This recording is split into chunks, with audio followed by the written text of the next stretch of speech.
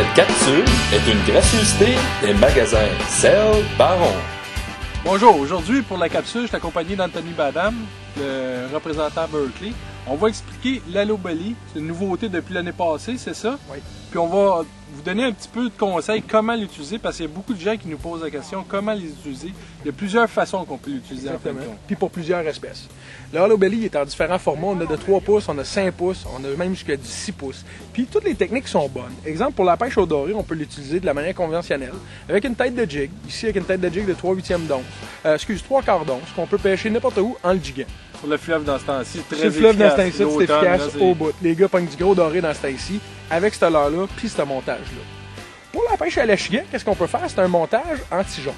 Fait qu'autrement dit, on a notre plomb qui est en dessous ici. On a le modèle avec la queue très souple. Et le but, c'est de le récupérer le plus lentement possible.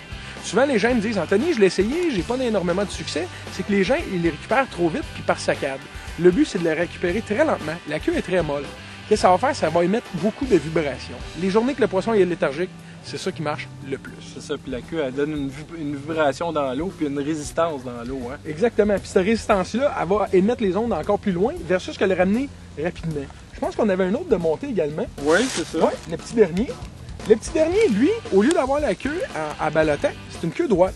Puis celle-là, on peut l'utiliser par saccade, justement, en le récupérant sur le bord des herbiers ou par-dessus les herbages, ou même sur la surface par-dessus les herbes.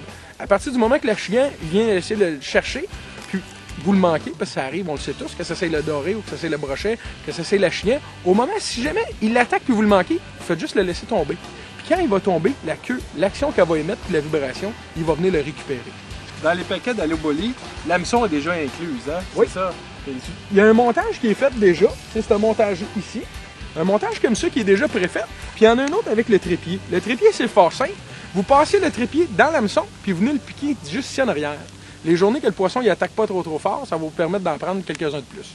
Puis au magasin aussi, on a différentes sortes d'hameçons, justement pour, ils appellent ça eux autres en anglais les swim baits. Exact. Les swim baits, dont les grosseurs de plomb sont différents, sûrement pour lancer plus loin, la différence. Si tu veux descendre un petit peu plus de profondeur, puis l'autre chose, c'est par rapport à la grosseur des hameçons. Comme un 6-0 comme ça ici, ça va être parfait, exemple, pour celle-là ici, pour un 6 pouces.